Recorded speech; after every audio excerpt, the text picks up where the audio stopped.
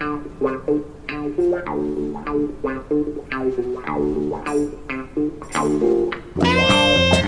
me today are two legends of the British game and subject of my first and last football argument during my school days. It's Peter Withe and Browne Little. To be here, interested to see how we're going to get on today. We do lots of things together over the years, and the only thing we never did was we play alongside each other too often, really, which would have been a nice thing. But no, it's great to be here and looking forward to it. Well, let's start at playing together with each other. Once in a testimonial, you played against each other for Birmingham City and Aston Villa. He'll know. We played with each other in a testimonial. In his testimonial game, because he's finished his career. Yeah. And that was the only time that we played together. Exactly, yeah. And but against Pete, you played against each other, you for Birmingham City and Browne for Aston Villa. Trust me, you did. Okay. Trust me. In fact, there was a corner that Chris Nicholl was going to get his head onto it and you intercepted it and it went back out for a Villa corner. Okay. 100%. Which year was that then? 1975-76 season. It would be, yeah. In fact, I think it was a game that you scored the winning goal, Browne. Yeah, Kenny Burns. Yeah. I took the ball. Well, I didn't even take the ball off him. He sort of lost the ball right on the edge of the box. Yeah. And a side footer didn't. If Peter played that game, well, I definitely played that game. So you might remember whether you played that game as well. But yeah. I often have a little look at that every now and again just to remind myself. Do you reminisce much about the good old days? Because we're going to talk about that. I also want to go back to the beginning of your careers, because your careers were very different in how they started. Pete, you in 1971 were playing for Southport and you were on the docks, Liverpool, is that correct? And Browne, you'd just come down from Newcastle as an apprentice and made your debut at age 17 for Aston Villa. So, well, that in itself for me was a sort of a massive thing. You know, at 15-year-old, I leave home and you know I was very quiet. Yeah. Didn't know a thing about anything. At the time, I was living in a place called Peterlee, which is in County Durham, born in Newcastle, but I lived in a little sort of mining town. Left home at 15. Fortunately, I was in digs with a lad who looked after me, a lad called Roy Stark, who was the same age as me, but was more of a man than I was. You know, I mean, he was big and strong, and I was sort of small and very quiet. To think that 2 years on from there, I'd changed completely and I was playing in the first team was just incredible, really. Yeah. So, I think leaving home at 15 was something I always wanted to do. I don't know why, but I'd never even cleaned my own shoes by the time I was 15. So I left home and was then thrown into the world of football, which was a real eye-opener, to be honest. Now, Pete, your first journeys into football, really different. In fact, your journey into the professional game was via South Africa and America, and then Wolverhampton Wanderers in 1973, wasn't it? Well, yeah, because I started. I was playing in Liverpool for 3 teams. So I played on a Wednesday in the Business House League. I played on a Saturday for the Wakes team, who I couldn't get a game for, and then I played on a Sunday for the Sunday team. Yeah. The Saturday team, I used to play. I ended up playing in goal because we didn't have a goalkeeper, so I said I'll play in goal. And then on the Wednesday, I used to play left midfield, and on the Sunday, I used to play left wing. So I played in all the positions, as it were, until I got to Southport, and then I started sort of professional at Southport. In fact, the day I signed my first professional contract was the day my son was born, Jason, on 16th. Of August 1971. I actually signed a professional contract. Didn't last very long, right? But it was there. And then went via Preston, Barrow, South Africa, and then Wolves. In 1973, you played for 3 different teams, didn't you? Yes. Port Elizabeth being one of them. Yeah. How was that time briefly in South Africa for you? Because there was apartheid going on. There was, I don't think South Africa could play Test cricket, but there were a number of footballers, certainly in the 50s. I think Peter Franklin played over there as well. How did you figure with South Africa? Well, South Africa was one of them places that everyone was sort of going to play. Like Johnny Haynes was playing in South Africa when I went there. But every team had at least 4 or 5 players, ex-players. So Terry Wharton was playing out there, ex-Wolves. Yeah. So we had loads. We had Tony Coleman. We had them sort of players, and then other players went out. George Easton was playing out there in South Africa. So there was a lot of players playing. There was apartheid at the time. Yeah. We as Brits, as it were trying to just do what we do and just ignore apartheid. Just try and get on with people the same way as what we got on with people all over the world. So that was difficult. Funnily enough, my wife was saying that she took Jason to a park once. Yeah. Because a lot of the mothers worked out there and the fathers worked out there, so the children were looked after by nannies. Yeah. But they all had to sit together, and she had to sit on her own. She couldn't go and sit with them because you could be arrested for that sort of thing over there. So it was difficult, but it was amazing how sort of you sort of got on with it. Yeah. And I was just a young 20-year-old who just wanted. I was the youngest player in the team, both teams. And I always remember there was the lad. I went to Port Elizabeth, and the manager who signed me, when I landed, he was taken off on a plane flying back to the UK. Okay. So Billy Haydock, his name was. He played with me at Southport. So he was flying back. So I had him as a manager. Then I had another manager. Then I had another manager. This is all in one season, by the way. Sounds like the Premier League now, doesn't it? And then I had a fella called Matt Crowe. Okay. And Matt Crowe used to play for Norwich. And I always remember him. We were playing against Durban, and they were playing me in midfield because I could run. And I wasn't scoring goals at the time. The only club in my career that I wasn't scoring goals for. So I played in midfield. And I always remember trying to nick this ball. One of the players was coming through, and I missed time. He sort of put his leg up a bit higher, and then all I could hear was this manager from the side, Matt Crowe, shouting and screaming.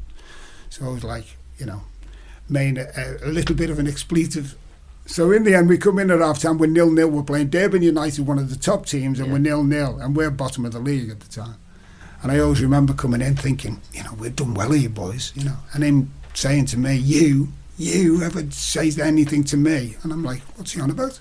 So he said, you haven't even played for anyone in it. And that was like red rag to a bull to me. As soon as he said that, you haven't played for anyone, I remember getting hold of my shirt like that, and I got it to my shoulders like this, because I was going to take the shirt off and just throw it on him, basically.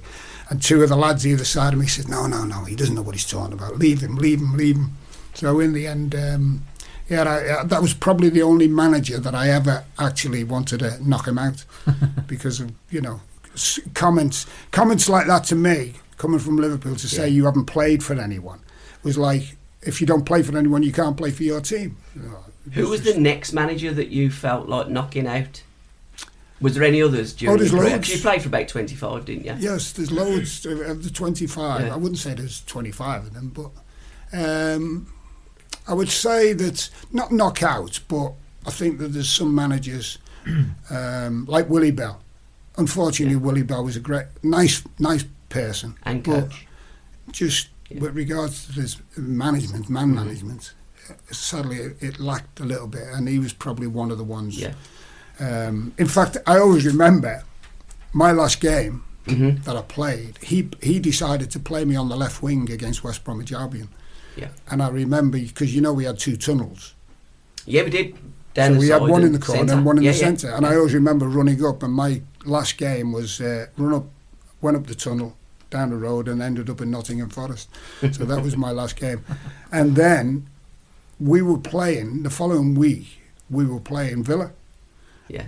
At Villa Park, and we're all preparing for the game, because big game against Aston Villa. And I always remember on the Friday, he pulled me to one side and he said to me, in his very low voice, Scottish low voice, I'm selling you to Nottingham Forest. I was like, what?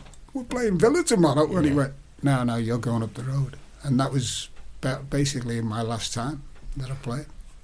Brian, your first manager was Tommy Docherty, wouldn't it have been? Tommy Docherty and Arthur Cox's assistant, yeah. How didn't that work at Villa for the Doc? Because when you look at, my understanding is that, and I'm not a Villa supporter, I'm Birmingham City through and through, but my understanding is Tommy took you down, didn't he? Yeah, that first season, yeah.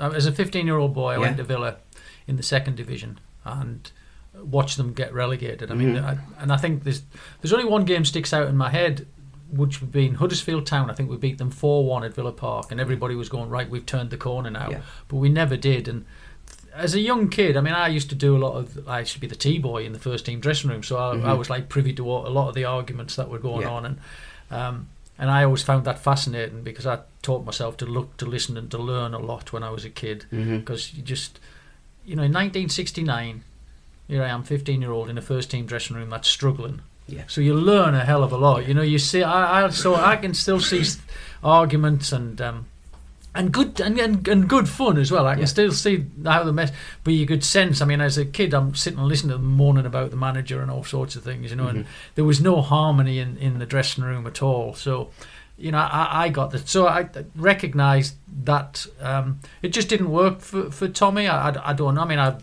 met him several times since and always got on quite well, but it didn't. He had a lot of trouble with quite a few of the players. He would take them away on a Friday night, and a lot of the lads didn't like that in those days. I remember things like that. He used to keep them away. It was very fractured, the whole dressing room. Nobody was really happy. And at that time, they'd signed Bruce Rioch for £100,000, which was the record signing. And it was only basically when the likes of Vic Crow came in that he began to get some sort of harmony in the dressing room. But there was always I always remember as a kid thinking, "Whoa, crikey, why? They're not happy. They're moaning their bag off." And yet there I am, like thinking this is great in the first team dressing room, listening to them, all of their jokes and everything in those days, and watching the pros cutting people's socks up and hanging them, and the big fight was going on, and some of them were laughing in a cut. Just the whole it was like a theatre, the first team dressing room. For me as a kid, it was like a theatre. You're looking in there, you're thinking, you'd say Pat McMahon would just be singing, Dick Edwards would sing in the corner, and that's all they did. They just loved singing. You get Barry Hall sitting in the other corner lighting a cigarette up and sitting there smoking his cigarettes. And it was for me, as I've said, for a young kid leaving home, going into that dressing room, sitting there, you're just thinking, wow, what's going on here in the world? And then I got the Tommy Docherty, Arthur Cox, very strict, very very very strong, and a lot of them didn't like it, So it was a difficult dressing room, but one which educated me unbelievably, so much so that it's affected my managerial days when I was older. I learned so much in that first year; it was untrue. But yes, I as a kid watched a dressing room that was very fractured, with a manager and an assistant who Arthur I've got to know really well over the years. I mean, Arthur was manager at Derby when I was manager at Leicester, and there was somebody I looked up to as a 15-year-old. I'm actually on the same level with them all of a sudden.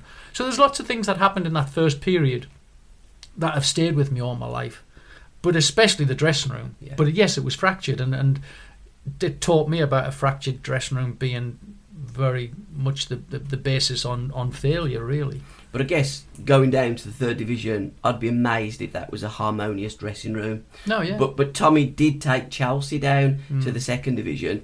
I mean, he'd got Jimmy Greaves at the time, and he took over from Ted Drake at Chelsea, but bought them up and had Docherty's Diamonds. He got a group of youngsters that he turned into one of the most charismatic football clubs in the history of British football in Chelsea. He could have possibly done it to you guys at Aston Villa, because he didn't. Chico Hamilton, was it Tommy that brought Chico? Because he was at Chelsea as well. They'd signed Bruce Rioch and his brother Neil.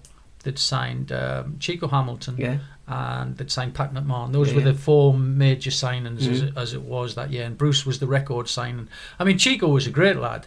But I mean, daft as a brush, I mean, he was great. they were funny, he comes into that category. Him and Neil Rioch and them, they just loved the night out. They loved the nightlife, and it was so there was all those categories. Like as a kid, I'm looking at and I'm seeing the serious side of it. The Bruce Riochs, the Ray Gradens, the Jeff Bowdens, the serious. There was the serious ones. There was the daft ones. There were the ones who used to mess people around and cut their socks up And as a kid walking in there, just getting shouted at, cup of tea over here, son, 3 sugars, and also, all that I was getting thrown at me. It's an unbelievable place, and I don't think there's that type of that doesn't happen. I mean, there's still fun in a dressing room. I'm not saying there's no character, but that you go back into 1969 for me. And then a Friday sticks in my head more than anything else when the team sheets used to go up. And you know, you'd finish training and everybody sat around for an hour and a half before the first team sheet come on, the second team sheet was hang up, and the A team and the youth team. So it was 4 teams. And at senior level, you could see the disappointment in the senior places if they were in the reserve team, because they were going to pay for like £1 win bonus. Yeah. Whereas if you were in the first team, you got appearance money and you got win bonus. So you've got married men who, you know, in the late 20s, 30s, who were gonna the next day play for £1 for playing in the Central League, as opposed to, you know, doubling their wages because their appearance money was pretty much the same as their basic. And so you had that created atmosphere in itself. The fact that so many of them, and there was no subs in those days, so you were either in the first team, second team, youth team, or A team. End of story. And that pinning of the, you know, you'd wait for that hour, and then when the coaches walked in pinning the teams, there was this big rush to the team sheets, and then there was a massive disappointment, and you could see people chucking their boots across the dressing room. They're not in the first. It was just that basic, you know. There was no planning about. Nobody's going out and practicing how we're going to play the next day.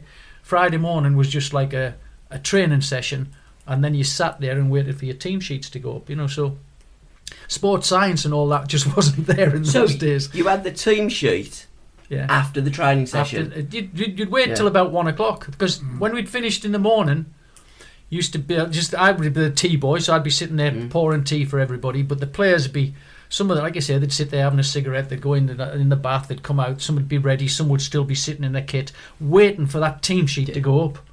And there's only 11 people on that team sheet. You know, and if you were Newcastle at home, you were Newcastle away with the reserves. And there was, so it was you've gone from the highest point to the lowest point in 10 seconds once you've seen where your name was. And that's for the senior players, not for us kids. But I used to witness senior players chucking their boots across the room, you know, and swearing, she's going to kill me, I'm not getting paid this week, and you know, and all those things like that. So it was a really cutthroat thing, and you look back, and those sort of things educate you. When you've stayed in the game, you've become educated because of it, because you want to realise, how do I get away from anything that I'm going to do that's more modern, but make sure I'm not creating that atmosphere of hatred all of a sudden. Because all those things have helped me in 50 years of football, really, you know. But them early things are massive. They're massive in your mind, aren't they? And they're massive in your education of the game, aren't they? Well, it's the same. When I was at Wolves, it was the same. Yeah. In them days, it was Sam H. Young used to come in, and the 3 things we pinned up: first team, reserve team, youth team. And as Brian said, the youth team would kick off at 11 o'clock in the morning, and then the reserves, wherever the first team were playing, you were playing at home or away, and you were kicking off at 3. Everyone kicked off at 3 o'clock. And we were the same. I always remember that the 2 strikers that we had was Dugan and Richards. But we had 8 strikers for them 2 positions. So we had the likes of Alan Sunderland, Steve Kinden, Peter Eastoe, Norman Bell, myself. So we had like loads of players, and we were all sort of always disappointed. I always remember that Alan Sunderland, Dugan had got injured, and Alan Sunderland had got in the side at the time and was playing really well. And of course, we as youngsters, we all sat in one corner. So all the 21-year-olds, all the, you know, the lads sat in the one corner, and all the senior ones were all around the sort of. And Dugan and Richards was over the far side. And I always remember Alan Sunderland was playing really well. He played about 4. So of course, we'd all jump up straight away to look at in the reserves again, you know. And Alan Sunderland just sat there, and he was like, well, I'm in the first team, you know. I've been. So we all got up. We all looked back at him, and we said, "You're not in, you know." And he went, "What?" He said, "He's put that old one Dugan in again." So we all went and gave him a little bit of a helping hand, saying, "I wouldn't stand for that. If I was you, I wouldn't stand." You weren't going to go toe to toe with the Duke, though, are you? I wouldn't stand for that. I'd actually go and see him. So we're all winding him up. So all of a sudden, he screamed down the. The Wolves had this. You went down the corridor, went to the end, cut round the sort of side and then double back on yourself to get to the manager's door. So he went down, screaming down there, turned the corner. When he got to the bottom, we'd all followed him. Then we heard him banging on the door, and the voice says, "Come in." So he opens the door and he comes in. He says, "What do you want?" So we're at the door now listening. So he starts screaming and shouting. So he says, "I can't believe," he said, "I'm not in the team." And so he looks at, just takes one look at him, and he says the magic words of, "Get out!" And he goes, "Thanks, boss. Thanks for seeing me." Yeah. And then come down. We were all in the dressing room. He said, "I told him." But in a fashion. That was the way it was. It was in them days. Was just you looked for that. Not in the team, no. But reserve team football. I know you weren't playing in front of many when you're playing in the Central League, and Birmingham used to play in the football combination. But you learnt so much, surely, by playing against men, playing against players that wasn't in the first team, rather than today. It's like 17s play with the 17s, 19s play with the 19s. The youth are in their own. But like you've alluded to earlier, I mean, I do a show with Alan Hudson. Tommy used to take, because he used to play with Michael in the youth team. So Tommy used to take Alan when he was 16 away with Chelsea, pretty much like you. And Alan says to me, "I learnt so much." Absolutely. And then reserve team football, you learnt so much. You learnt the ways of the old pros, whereas kids today, I don't think they're having the same background as Pete when you come through in your manner, and Brian when you come through in your... In fact, I think kids today have it too easy, too soon. Well, I'll back that up and endorse that 100%, because when I was 15, my first game in the reserve team was at Man United. Yeah. And I'm 15, I've travelled up on the bus, I'm excited because I'm in the Central League at 15. I'm not, and I'm playing with all the lads who are, pro players who were gutted really. But we get to the ground and the coach comes and says to me, "Right, you're playing against you." And I could run. I mean, that's one thing I could do. I could run. You could play I played midfield those days in my first year. He said, "Right, you're playing against a player who doesn't want to be out there today, and he's a little bit old, and you won't get and he won't get anywhere near. You'll run the socks off him." I said, "Okay, what's his name?" He said, "Paddy Crerand." Well, they carried me off after 60 minutes. They carried me off the pitch after 60 minutes. Yeah. I couldn't get near him. Yeah. And Paddy Crown to this day and would say, "No, he couldn't run very far, could he? It wasn't very quick." Yeah. And I've seen Paddy so many times in years to come, and I've said, and he now looks and laughs at me when he sees, because he says, "I know what you're going to say. You played against me when you were a kid, and you hadn't got a clue." Yeah. But that's what it was, and I was educated in 60 minutes of football. Yeah. I was educated about, you don't really have to run 1,000,000 miles to affect a game. It helps if you can run, of course, but I just couldn't get near him. Yeah. I just, you go home on nights like that as a kid and you're sitting there thinking, "God, how good have I got to be to get up there?" But he was absolutely incredible. I couldn't get near him. So you learn, and because they were closer in those days. Going back to my 15-year-old again, my first day at Aston Villa, we all trained together. And I was thinking, we'd be off on our own somewhere. No. 30-odd pros, 15 apprentices, all training together. And again, it was the hardest day of my life. Hard, but if I look back on it, I started to grow up. I went home after 3 months of being an apprentice. And I went back to my little sports centre at Peterlee, and I was so different to all my friends who were still, obviously we're all 15, but I'd grown up in 3 months. I was so different to them, it was untrue, because I was in a works environment, in a men's environment. I mean, we have kids in it, and I've got a 15-year-old now and a 15-year-old 16. The thought of them leaving home today, I personally don't think they could survive, because society has changed so much. But you're just thrown in at the deep end. But wow, I don't think I'd swap my growing up period in football, and I bet you wouldn't either. And yes, there are different things now, and there are so many things going on in the world which are politically correct and everything, and but I saw things at 15 that I wouldn't want my 15-year-old lad to see, in dressing rooms. But you grew up on the back of it as well. So there has to be a happy medium somewhere. I agree with you. 17-year-old, 18-year-old, 19-year-olds playing against 19, 17-year-old.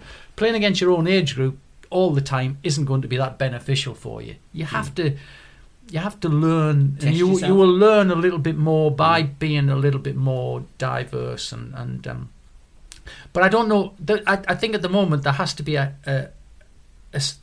change. I mean, the best of the best get there at 17 anyway.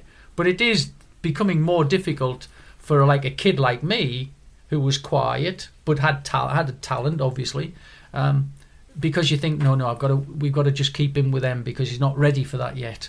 That's supposedly. But sometimes by throwing them in, it's surprising what they would come up with, and I think that still is the case. There could be, a lot of lads who are a little bit more quiet, who the coaches would say, no, look, he's not ready for that yet. But perhaps he is. Yeah. Perhaps he needs that to bring it out of him, and I think that is something that isn't tried and tested enough these days. 70s, and talking to strikers, what a wonderful group of players we had in the Midlands, didn't we? At Wolves, Birmingham, Aston Villa, and at West Bromwich Albion now. I mean, what would we do for 2 or 3 of them in the modern game? Because if you're looking at West Bromwich Albion, even Wolverhampton Wanderers really not got outstanding strikers. Aston Villa and Birmingham City even worse. So when I was a kid, looking from my Birmingham City point of view, we just got rid of Little and Gray, who was the torment of my younger school days, and then replaced by Peter Withe and Gary Shaw. And if you look at you 4 players, you two could have easily played together, because what you didn't have, Pete had, and the same as Shaw and Gray. So you had, if you're looking at it now, from my time of loving football to now, you 4 football players up front were as good as he ever got at Aston Villa Football Club, in my opinion. Do you know what? Do you know, like today, possession is king, isn't it? It seems to be that possession is king, whereas in the first thing I was taught as a football player was keep your forwards in the game. Yeah. Keep your forwards in the game. When I first played with Andy Lockhead, well, I mean, he was a god to me, Andy. He just said to me, wherever I am, I want you 10 yards away from me. You play around me because I am the key person in this team. I'm the person that they're told to keep in the game. Yeah. You need to feed off me. But the game isn't like that. Possession is king now, what I mean? Bringing your strikers into the game. I mean, not that I would not like playing today, but I think, I used to, and people used to, with people like me, feed me, if there wasn't me, feed me down the channel so I could run down the channel chasing the ball. There was nothing like being involved in the game. Nowadays, a striker has to be so, well, I don't know, I mean, they have to be so patient because they're going to get, they're going to get, and why they're so rare is if they get 2 chances and stick one of them in, they're a great striker. If they get 3 chances and don't score one, they're no good, sort of thing. But we used to get chances, and we were in the game constantly. I think certainly Peter, the key player in that team more than anything else, keep Withe in the game, but sure, he'll feed off and we'll win games. And basically in the 70s and 80s to a degree, that's how football was. It was the main battle on the pitch was the centre half versus the centre forward, and that was the key battle. It's people say to me about teams play like Wimbledon and they play Route 1 football. And I used to say to people, well, what's Route 1 football? Because if I'm a right back and I hit a ball over the top and the striker goes through and scores a goal, is that Route 1 football, or is that doing what you've been asked to do, score goals? And I just think you find yourself with a happy medium. And people, I always remember Jimmy Hill asking me one day, he says, how do you assess yourself as a footballer? And I said to him, my role in this football team is everyone who's on that field can find me at some point. That is my role in the football team. And he said, I didn't really think of it that way. I said, well, from goalkeeper to anyone in the team, that's what you've got to do. You've got to be on. And the thing that gets me more annoyed than anything over strikers nowadays, they don't study They don't study the centre-halves, and they don't study goalkeepers, and they don't study full-backs. They just think to go out and play. And the other thing that annoys me more than anything is that they never get on the side of the ball. Yeah. And they just delay, like the frustrating thing for me is when a striker's running, or not even running back, is walking back, and we've won possession of the ball and play a ball forward, and he's offside. Yeah. Lazy. And and then the other thing is getting on the side of the ball. So if the ball, wherever the ball went, so if it went to the left back, I was available on that side of the field. Yeah. If it now got transferred to the other side, by the time that ball's been transferred, if I couldn't get onto the other side of that field, by the time the ball's gone to the right back, I'm a poor striker. Yeah. And I see too much of it today, is I don't see people getting in positions to play strikers. And I used to say to all the back four and the midfield player, and I used to say to Gordon, don't run in me channel. Yeah. Wait till the ball's past you and then run in me channel. Because I'd leave a gap in front of me that they could just drop the ball into either my chest or into my thing, and then you link play up. Now I don't see that. I look at people looking at, I'm thinking, play it into him. Yeah, there's a different philosophy about the game today. There is, without a doubt, a different philosophy. And you have to, I still enjoy watching the football today. I still enjoy it. But there is we're creating different type of football players. Possession is the king. And if you look at a lot of stats and they're going about people who've kept possession, but how many of that possession has actually created something in the game? And it's minimal, isn't it? Really, it's not a creative. If you create one chance in a game today and the chance is taken, you possibly a man of the match. which is quite crazy, really. But the game has changed, and the fact that I'm still involved in the game, I still enjoy every minute. And do I enjoy the currency? Yes, I do. I enjoy it, but I just think I'm so happy with the period that I played in, because it was different, and I just think it's something that can still come back into the game. I mean, I've watched a few teams this season. As a manager and as a coach, I always played with three centre backs, and people say, "Well, you don't want to lose games," but we scored a lot of goals. I look at Wolves, who've won a promotion on that. You look at Chelsea are playing with three centre backs. Man City often do it now. There is room for that. There is, and you can say their football is good. So I think. I think you still need to be brave in the game. You still need to be wanting to win the game and have a right go out there. There's nothing worse than watching a game and thinking, yeah, we've had plenty of possession today, but we haven't won the game. But it is today's key word is possession is king, I think, more than But again, it's what you do with that possession, absolutely. as you said. I mean, you look at England, for instance, Dyer. I mean, if they get the World Cup and play with Dyer and Henderson playing there, I just think it's far too negative. There's a lack of creativity, and I think there's a lack of creative midfield players in our game today.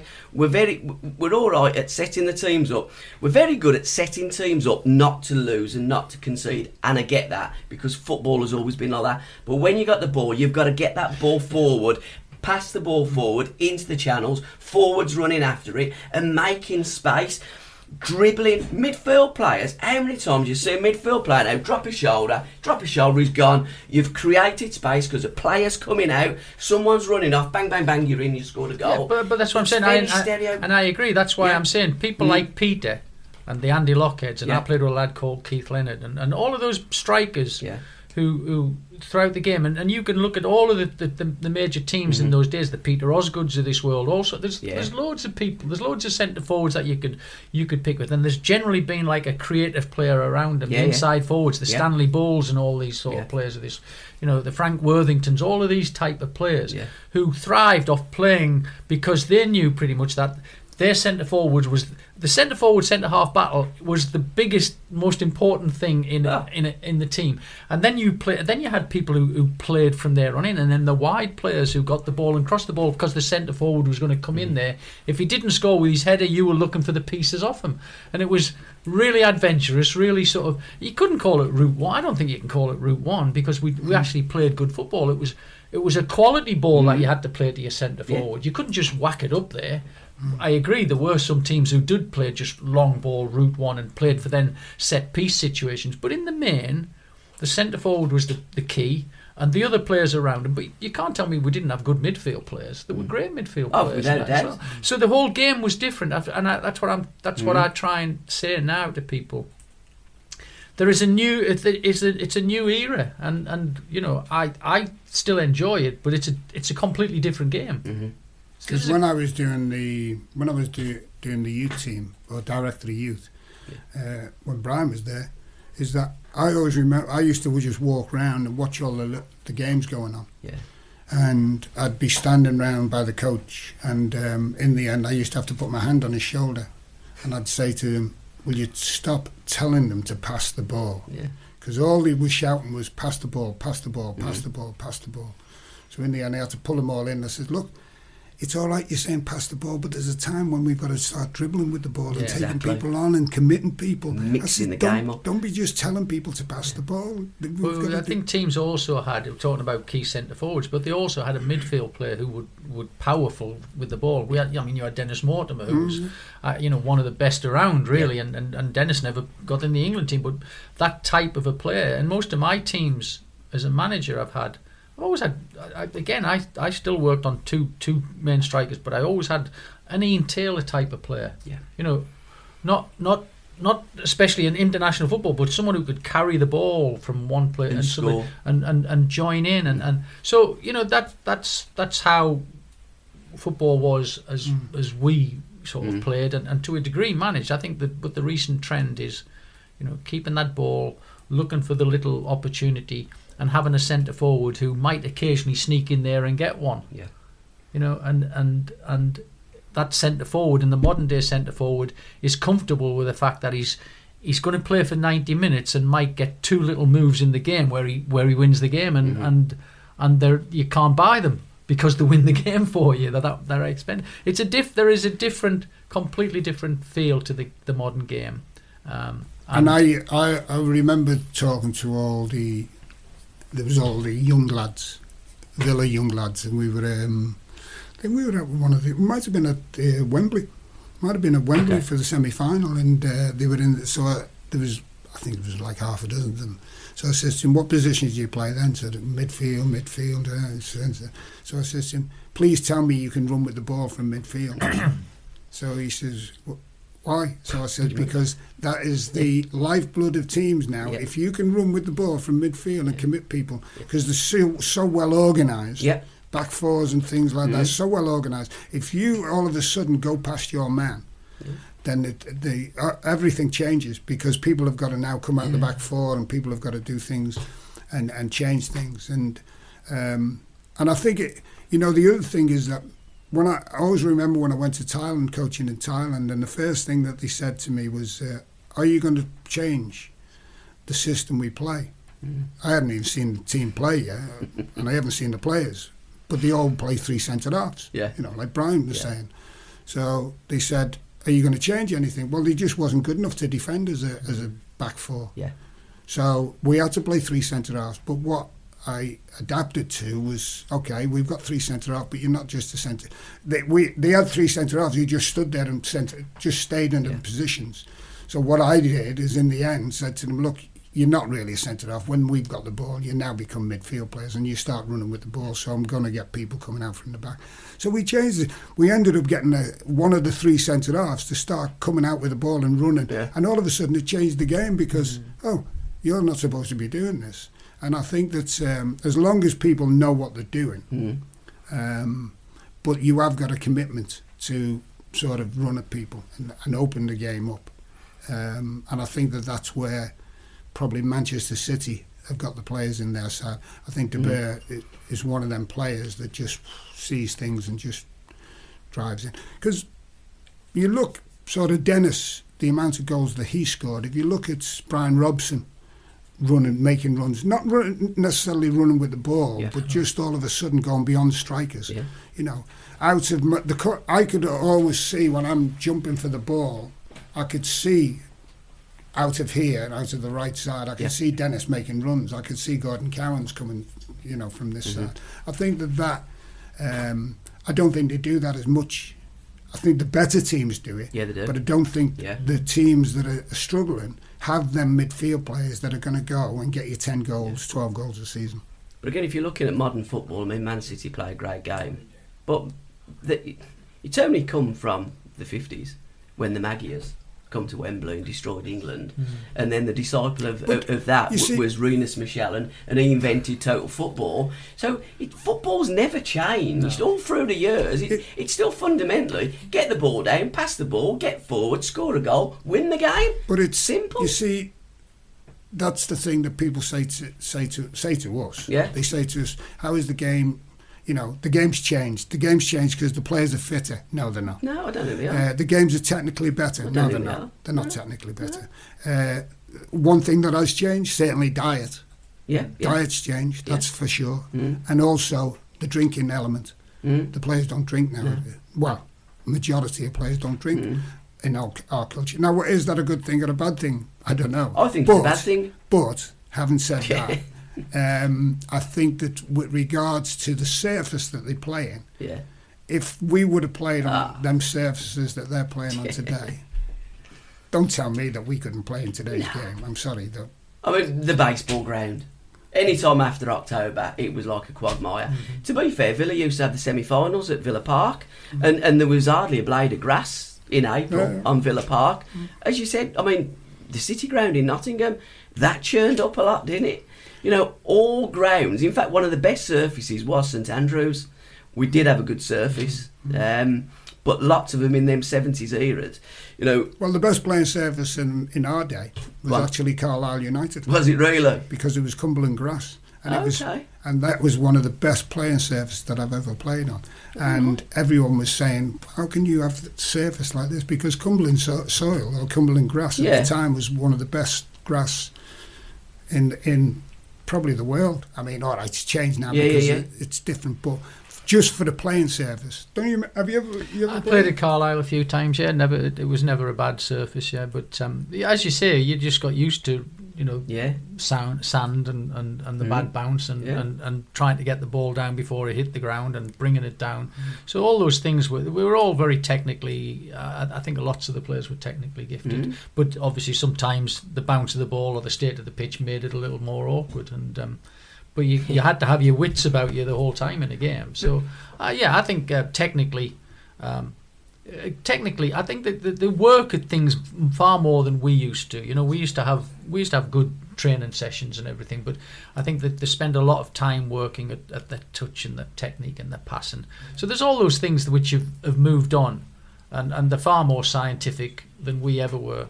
Friday morning at Aston Villa was 4 laps around Villa Park, into the car park for half an hour. Then, you know, if you'd survived the car park, you got on the team sheet sort of thing. You know, it was a bit basic at times, but you know, as I say, it was a great era to play in, and we have some wonderful sort of stories. I mean, we work really hard as well in terms of fitness. I know they're fit, they're different today. They do a lot of weight training and stuff like that, and their bodies are physically stronger. But you know, we did a lot of different types of training. We did a lot of, certainly under Ron Saunders, we worked unbelievably hard. Well, Vic was the same, wasn't he? Vic was a hard trainer. I always, as I've said, I always remember my playing days, especially, which didn't last too long, but we worked our socks off. You know, Ron Saunders' day off was coming in at 9 o'clock in the morning and leaving at 10 o'clock. That was a day off. You know, because he always had this theory that if he said to you on a Tuesday, right, you got Wednesday off, you'd go out and have a few bevies on this. Yeah. So he'd say, right, you've got tomorrow off, you're in at 9 o'clock. So you'd come in at 9 o'clock, he'd work the socks off you for an hour, he'd say, right, there you are, day off now. And that was Ron's mentality.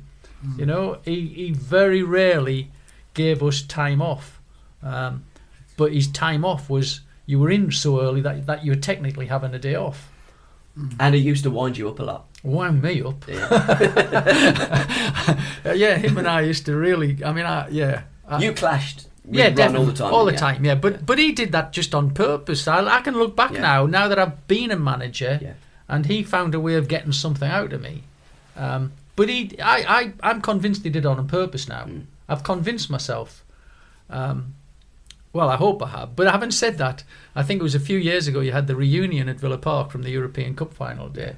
And I'd been a manager now for some 18 years or something, and I thought, there's Ron Saunders. I'm going to say to him. I'm going to say something nice to him. I'm going to go up, and I did, because I actually found over the years that I used a lot of Ron Saunders' training methods. Yeah.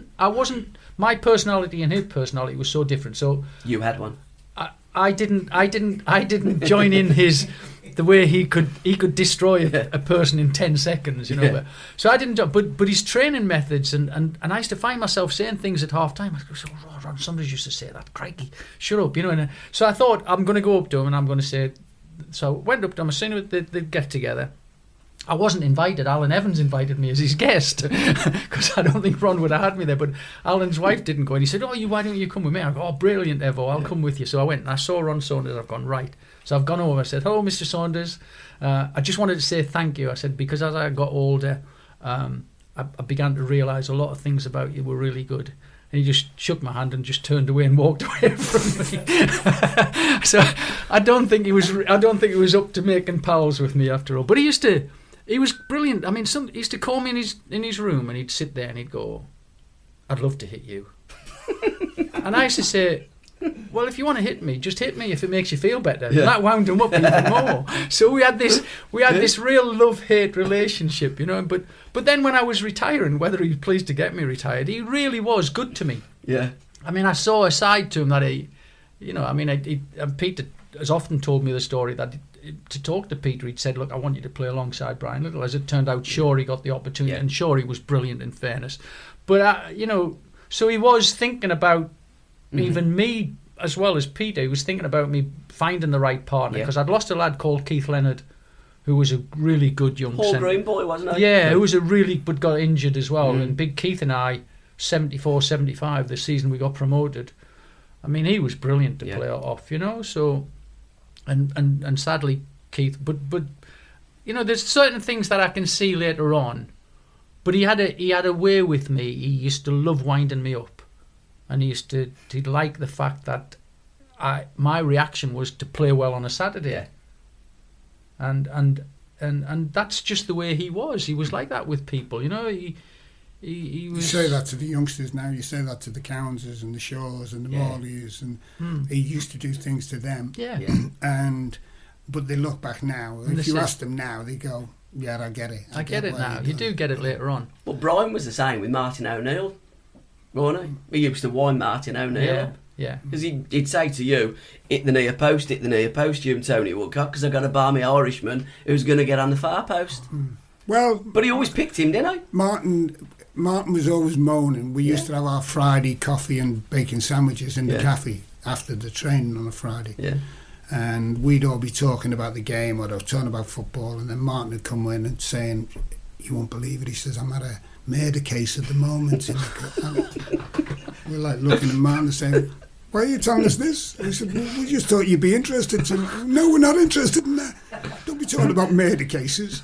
Talk about football. And then he'd say, he says, well, I don't like Browne. He says, And I used to say to him, Martin, I don't want to say anything, but your name is on the team sheet every week. Why do you keep complaining about he doesn't like you, you're still in the team. You've gone through Terry Curran, you've gone through Sean Hazelgrave, you're still in the team, you're still playing. And but he wouldn't. But he's the same. You ask him now, he didn't like him, but he realised what he'd done for him. But isn't that the essence of a manager, to get the maximum out of you as a player? So we knew to get the maximum out of you as a player, you have to wind you up. For other players, you have to put your arm around the shoulder. And for others, like with Pete, I'm guessing, Cloughie and you would probably go nose to nose, and you'd go out there, I'll show the old... And you'd run your backside off for him. 5 minutes before, you're probably wanting to knock him out. But managers have got to be almost psychologists as well. What's good for one isn't good for the other, and you've got to know that person and manage that person, haven't you? Well, after all my years in management that I did, I always I came out with the sentence that the manager knows more about what's going on, and people will say, why has he left him out? But the manager might have had a conversation with him midweek where he's saying, my mum or my dad's not very well, or my girlfriend's got sick, or what. And there are so many things that go on behind the scenes that the football fan looks and go, why is that that? Why is that not doing? But in fairness, what you have to try and give them, what you have to try and think of, there might be something going on behind the scenes. Even though he was the best player on the park last week, that is somehow affecting him in some small way. And there's a million of traits that could affect why a manager picks a football team. And I think that's the one thing that I always held on to myself as a manager. When I'd walk out and the little old lady behind the dugout starts shouting at me, "Oh, you don't know what you're doing." I'm going, but I do, because I know he can't do that, because I'm, but you're hiding it because you can't tell them everything. It's like the day, Sasha Churchich, I picked him on a Friday. I get a phone call at 2:00 in the morning off my physio saying Sasha can't play tomorrow. I've said, well, why? What's wrong with him? Well, he's in London having a nose job, and he'd booked himself into a clinic in London, and I've had to keep this out of the press for 8 weeks. You know what I mean? It's like, all right, what? Until he turned up with a tiny little nose, which really gave everything away. But there's sort of things, and you're going, crikey, my word, I can't shout that out. At the time, there's a million things that go on as a manager that you've just got to try and box clever with. But at the same time, you're looking after individuals and knock on your door and saying, Ian Ormondroyd used to knock on my door, and he'd say, "Who am I playing against tomorrow?"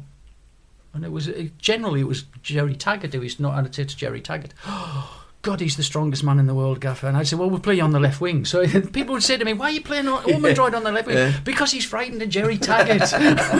But you can't say that in public at the time. Well, you can't at the time. You've got to keep everything like under wraps. The tactic today, he's on the left wing, Ormondroyd. There's a million things. You look like a genius. Of course it does, But I mean, it's like there's. What I'm trying, they're funny sides of what can be more serious sides of putting people in a team and leaving people out of a team. And some lads, can come up and say, "I don't feel very well," and you're just thinking, and then they're looking for an excuse beforehand, aren't they? Sometimes people will come in and you sense, you get to know he's looking for an excuse. He's not. There's something. So you use all of those things that you hear to actually select your team. And one of the hardest things to do as a football manager is when you've won 4 games in a row with the same team, but deep down it's time to change. Somebody's back who needs to be in there, or the hardest thing then is, and the best person in the world at changing his team was Ferguson, of course. And none of us could replicate how well he did it, because people would look at it and say, "Why has he left him out? Why is he selling him? Was he wrong?" Very rarely. But that's the hardest thing. And I found towards the end of my career, the hardest thing I found was actually picking the team. Because you just get a bit blurred, and sometimes towards the end I was thinking, I'll just play them again. And you lose that. That's why I sort of at the time thought I need a breather from this, because I found it harder to pick the team. I was thinking, I somehow was trying to avoid being as ruthless as I needed to be. And I've heard a couple of people have said that who managed. I mean, I did 900 games in 6 levels of football, and in the end, it was, I need a breather from this because I'm finding it harder to pick the team. I was like there was an issue, and I'm thinking, can I avoid that? Yeah, I'll avoid. I'll just put him in, or I'll do this, and you're not doing the right thing. Now that's when you need a breather. That's how I found it, and I have heard several lads who managed for quite a lot of games going, it was the picking the team that did me in the end. I couldn't find that ruthless streak every now and again to say, I tell you what, he's out because I don't care how much flack I'm going to get. So that you go through all sorts of cycles as in different capacities. And I found certainly later on at a couple of clubs that I found it more difficult to pick the team. In my mind, I probably knew what it was, but I would always skirt around it a little bit. And I think once you get to that stage, then it's time to have a little breather, because you're not. The new manager walks into a football club, straight away goes, right, I know what I'm going to do. I'm going to do that, and that. Whereas you've been a manager for 100 and odd games there, and you've now lost 3 in a row, and you're thinking sometimes that team selection gets a bit blurred, and that's when it probably needs a fresh impetus and a fresh look at it. Did you look at it the same way, Pete? Well, it was funny with regards to me because we always get, I always remember going to Thailand as the national coach in Thailand, and as I said to you, everyone's saying about changing the system. But the biggest thing was everyone, whatever I played, the first thing that they said is, "Oh, you play the British game, the Route 1 football." I was like, "What?"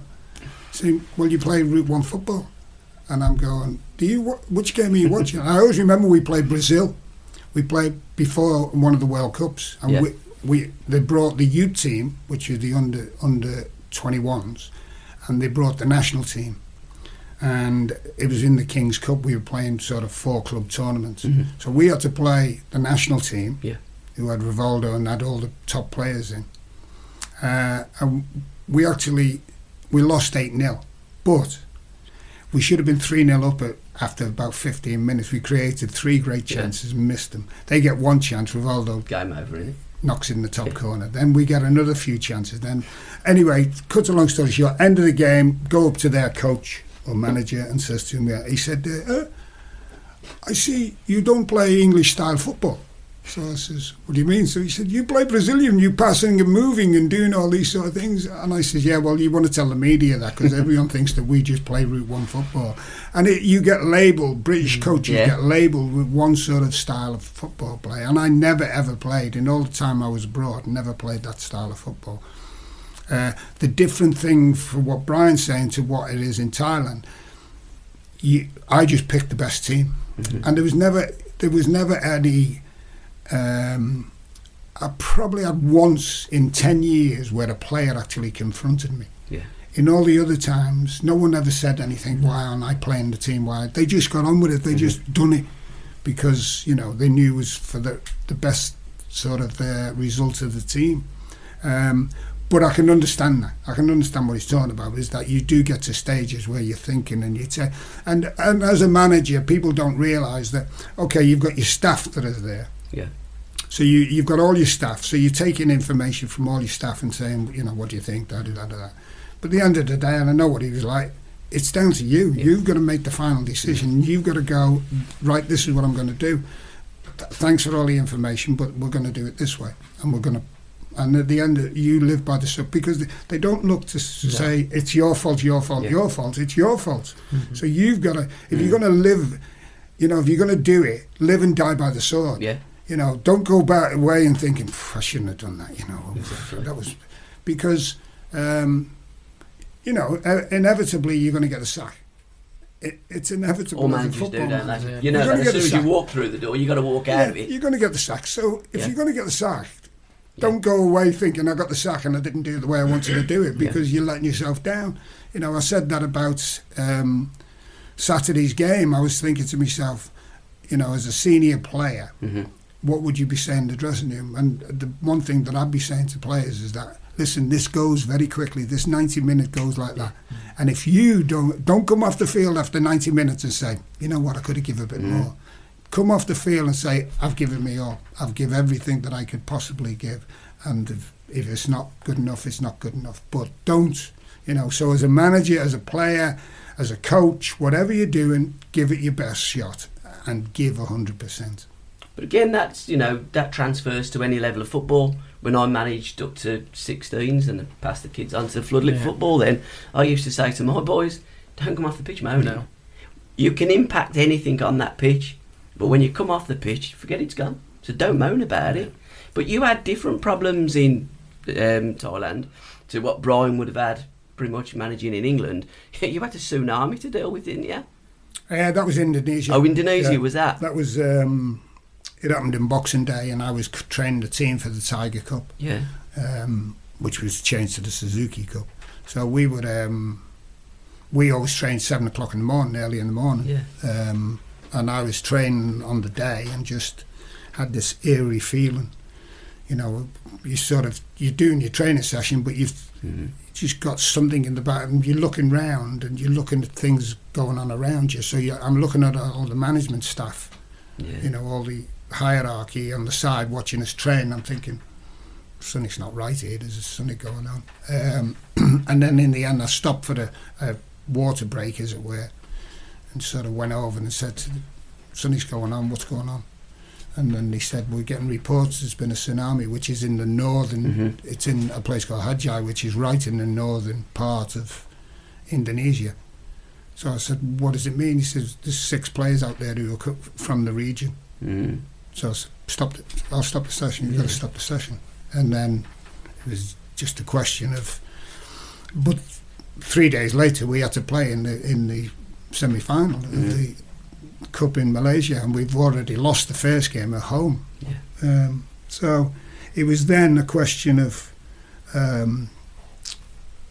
sort of lifting morale, as it were, and just saying to players, look, this is an ideal opportunity for us to resurrect the country, as it were.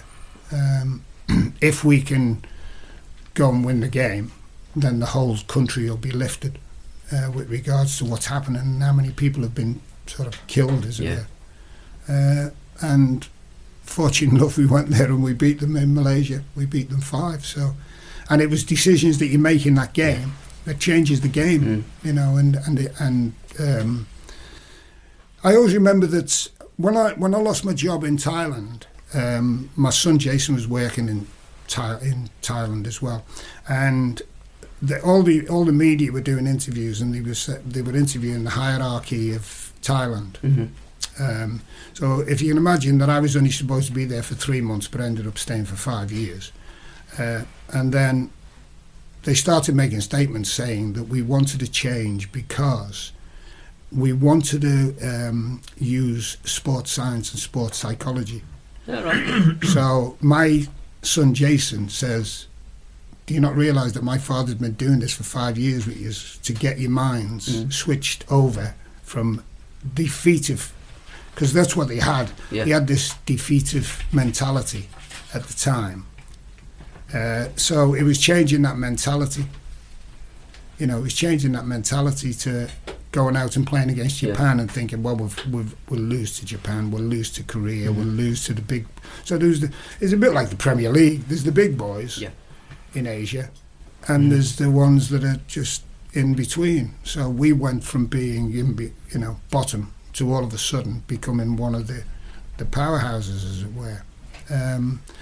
So it's amazing how people have this different philosophy of view of as I say, with a British coach, as I say, with thinking that you're not doing something, and they've come up with this brand new idea that's it's sports science and sports psychology, and you know, it just amazes you. But you're right, it's a different coaching national team and coaching club teams is totally different. It's different completely. Would either of you two have fancied or even now fancy managing England? I think we've Browne and I have spoken about it many times, really, with regards to club sides, as it were, or any side really. I think that we've realised about the difference that we have for one another, that we could. Well, I know for a fact that we could coach and manage a team, whether it be here or whether it be abroad, whether it be anywhere. Help, and I probably didn't. I didn't think I needed help. You know, that was you as a 14-year-old. So I'm saying. So, but that's what I'm saying now. I'm trying to say to a 40-year-old, you don't have to think like that. So that you have to have the open mind enough to say, you know, there are some out there who would do it, but would I have done it when I was 40? No, when I was 40, I thought I was king. You know, I was in complete control of what I was doing. Yeah. You know, I'd won 2 championships at Darlington. I took Leicester to 3 playoff finals. I came to Aston Villa, kept them up in the Premier League, then finished 4th and 5th in the Premier League. So I can understand to a degree. I can understand their mentality, but I think the game today is far more complicated. There are far more things that a manager has to deal with than they ever had to deal before. And sometimes having someone around who might have sampled it could well be a big help to them, because the modern manager today at 40 is bombarded, completely, totally bombarded with pressure from the game now. That game the other day that Aston Villa played, the amount of pressure on that game, the amount of money that game could generate for that football club, the amount of ethos to get back into the Premier League is now... When I took Leicester into the Premier League in 1993-4, it was a great achievement, But you compare that 20 years on, it's a different ball game now. It's vast, it's massive, it's worldwide, it's all over. So the only way I can answer saying when I was 40, which was in the 90s, I was capable of handling everything. The pressure today is different on them. It's massive on them today, and I think they could well do with people around them who they could sit with, having a coffee, general conversation, nothing over the top. And as Peter said, it's up to them to make their final decision in the end, isn't it? But to have somebody who could sensibly say, look, I've seen this, I've done this, I've been there.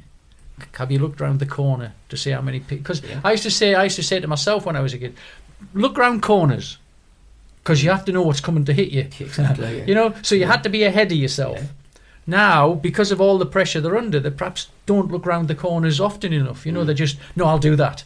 And they haven't looked at what's going to hit them as they get round the corners. But people like ourselves, and there are a lot of people like ourselves who've managed football, who've played football, who've been in football 50 years, who can help. But there is still that fear factor, which sadly is there, you know. Yeah, that game on Saturday, Villa against Fulham, and then on the night there was the Champions League final.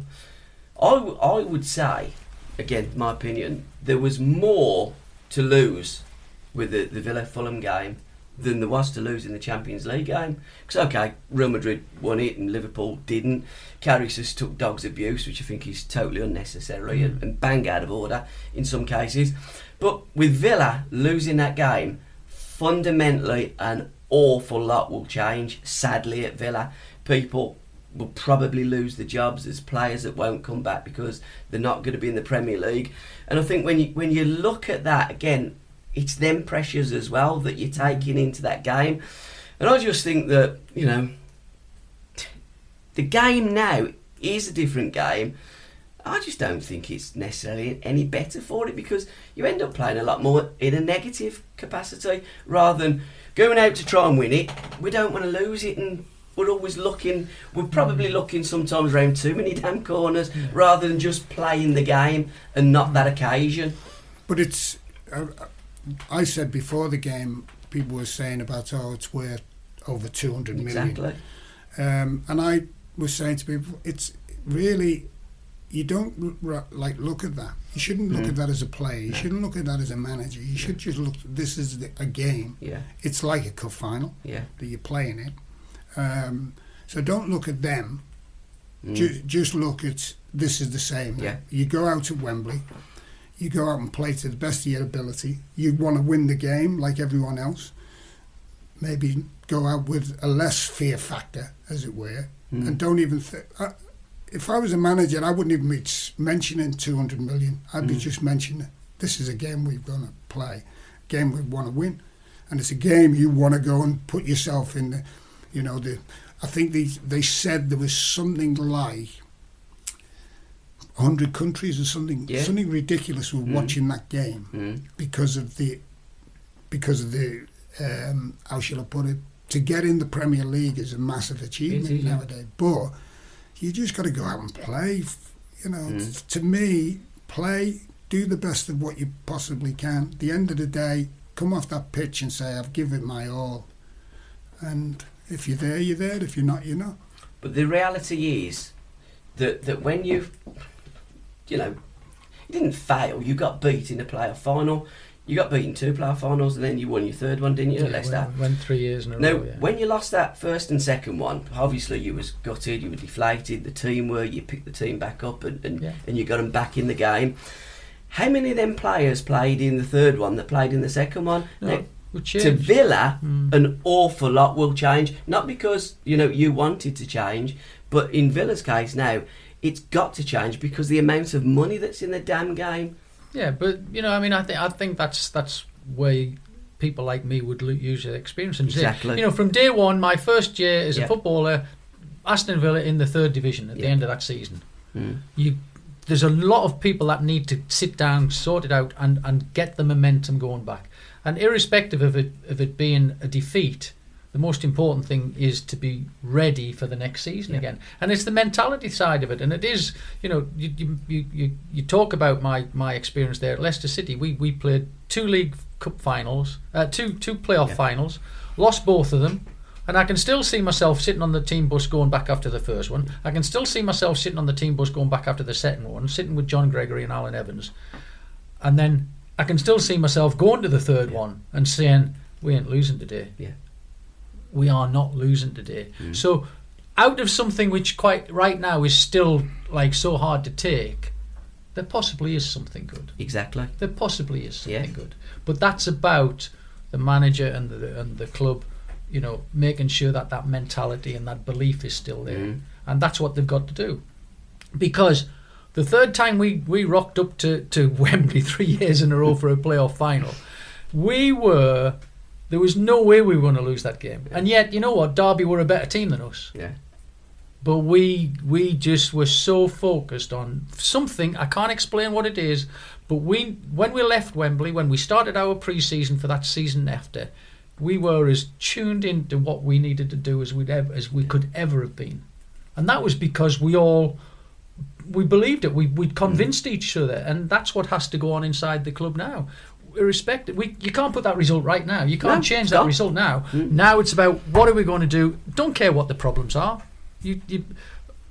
Problems only become a real problem if there isn't something you can do to fix it. Exactly. Most problems are fixable. Yep. So you have to have that mentality of, if it's a problem you can't fix, well then that's not a problem. That's virtually a disaster. But if it's a problem, and it is a problem, it can be fixed. And I can relate to that again and recall to that saying, I did that 3 years in a row and I got there.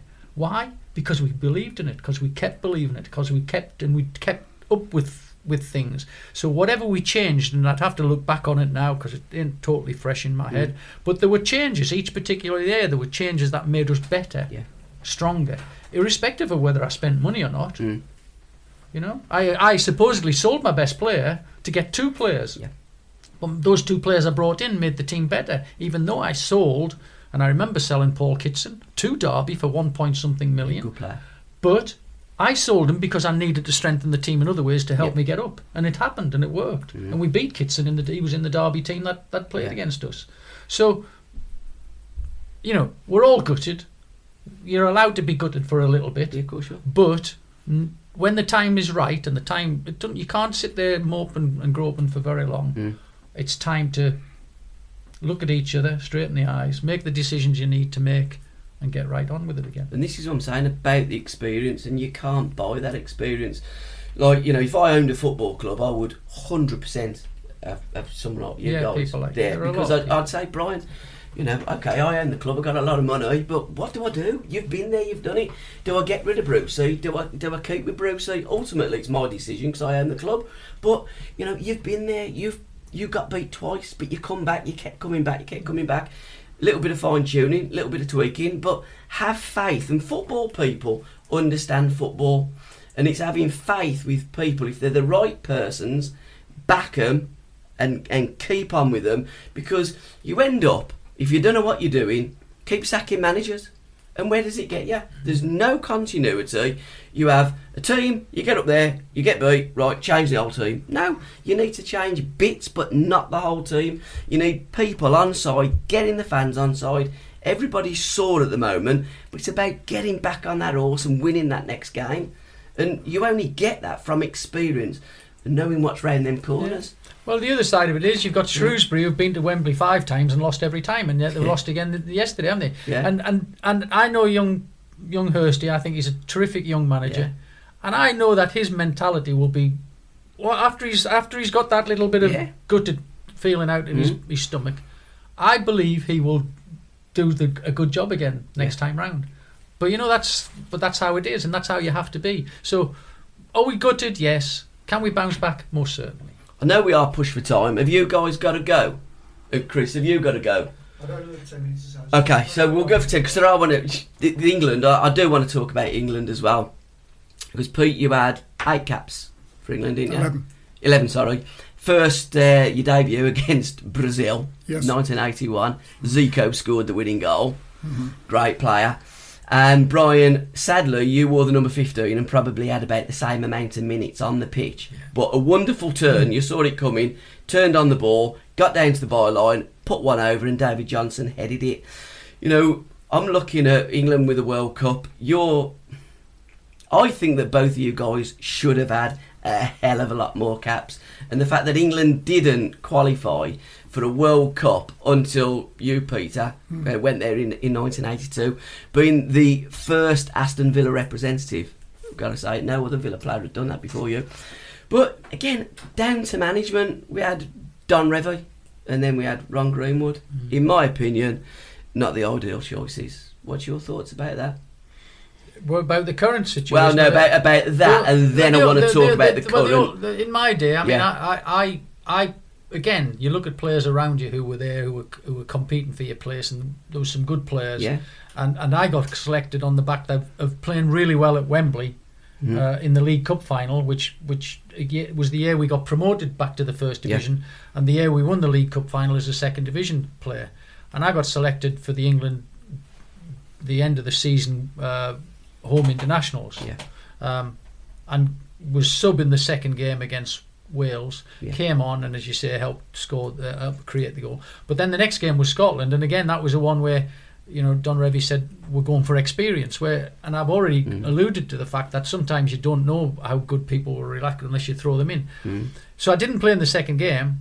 Then I started the next season, got injured, and missed most of that season. And of course, my good friend and probably one of the finest players you've had at Birmingham, Trevor Francis, got in the England team, and Trevor really kept me out from there on in. So I have no complaints. But we had a great sort of relationship in terms of being rivals, but being portrayed as the new sort of breed around of the Midlands, of Trevor and myself. But I actually got in the England team before him, which I was pleased about. But in fairness, I haven't been injured and seeing Trevor in there. I mean, there was just, you know, Tony Woodcock was around at the time who was playing really well. Good player. And I didn't have a very good season. I mean, it took me a long time to get over my first operation. So I really had dropped down the pecking order and never got back there. So from a personal point of view, I couldn't really complain. There was a great player keeping me out of the team. So, you know, it was one of those situations. If I'd kept fit, I might have kept Trevor out. I don't know. So I've no complaints. But, you know, I mean, I think, again, there was no... I look back at how the England team prepared when I was there, and I just look and think, wow, what, you know, we used to play, like, it was a crazy golf on a night that we used to play putting practice on it, and I was sitting there thinking, this is England, and we're like playing putting, you know, with the golf ball in it, and I'm like, all those things stick in my mind, and I remember even at that age, even though I was just a kid in there, I'm thinking, what are we doing this for? You know, I don't know. I just learned a lot of things, not what to do again from that as well. So I must admit, Alan Hudson told me all about them get-togethers in England and playing crazy. Got him and Bawley and one or two others used to go for a few sherbets and playing crazy golf. It would drive you to that, to be honest. Ridiculous. Yeah, it was so. But that's how it was in those days, you know. So, I mean, guys, till we reconvene. Cheers, guys.